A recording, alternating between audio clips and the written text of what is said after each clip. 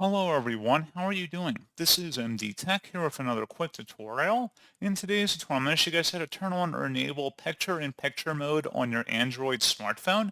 So this should hopefully be a pretty straightforward process on how to do that, guys. And without further ado, let's go ahead and jump right into it.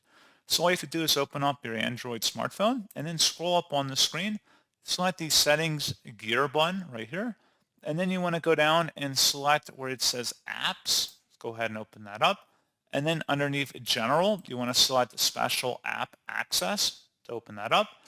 And then go down to where it says picture in picture, open that up. And then you can enable that for any particular apps on your Android smartphone, whether it's Chrome or Google Drive or Gmail, for example. Definitely YouTube would probably be a pretty popular one to change in there.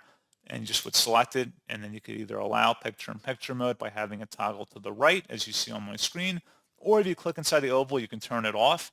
So pretty straightforward process on that, guys. And as always, thank you for watching. I do hope that I was able to help you out, and I do look forward to catching you all in the next tutorial. Goodbye.